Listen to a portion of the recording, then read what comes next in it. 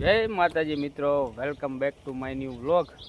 જો આપણે હે ને મગફળી ભરી, ઉનાળુ મગફળી આટલી થઈ ને થોડીક ગાળ્યું થાય પછી જઈશું આપણે માર્કેટિંગ યાર્ડમાં. મેં કીધું લાવ વ્લોગ એકાદો શૂટ કરી, કારણ કે હમણાં કા લોંગ વ્લોગ ઓછા મૂકી છે. મેં કીધું શૂટ કરી નાખી.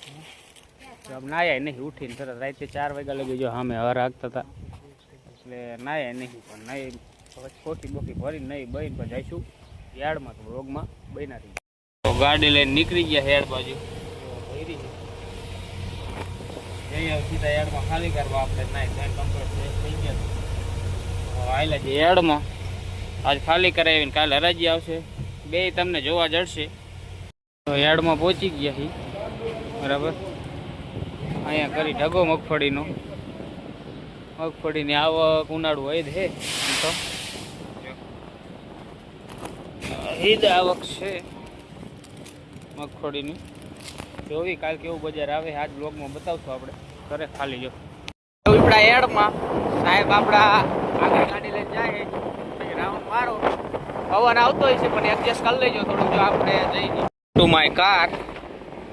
હવે સીધા જઈશું યાર્ડમાં, જોઈ ભાવતાલ કેવા આવે. અને રિટર્નમાં પછી પાછું આપણે મગફળી જ વાવવાની, એટલે મગફળી બિયારણ લઈ રિટર્ન આવશું. ભાવ તાલ કેવા આવે છે વ્લોગમાં બન્યા રહીજો તો જ જોવા જડશે તમને. પહોંચી ગયા માર્કેટિંગ યાર્ડમાં. હળવદનું માર્કેટિંગ યાર્ડ છે અને આપણી દુકાન શિવકૃપા. જય મગફળી આંટો મારતા આવી શકે. 1490 રૂપિયા ભાવ આવ્યા, કારણ કે રવિવાર હતો એટલે આવક જાજી હતી એટલે ભાવ ડાઉન કરી નાખ્યા. નીકળી ગયા છીએ આપણે એડમાંથી. મગફળીનું વેચાણ કરી 1490 રૂપિયા ભાવ આવ્યા અને 75 મણ જેવી થઈ. નીકળી ગયા સીધા જઈ બિયારણ લેવા.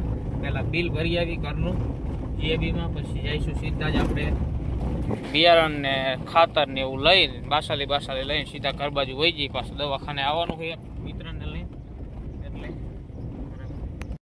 નીકળી ગયા ઘર તરફ. બાસાલી લઈ લીધી છે, પાછળ બિયારણ, એક કેરીની પેટી લઈ લીધી.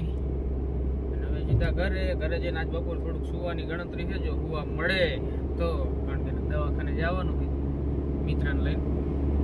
બાકી બ્લોગ કેવો લાગ્યો કમેન્ટ એક ખાસ કરતા જજો. કમેન્ટ ન કરતા એટલે મજા ના આવતી, એકાદ બે કમેન્ટ કરતા જાઓ તો મજા આવે. બાકી મળશું નવા બ્લોગમાં.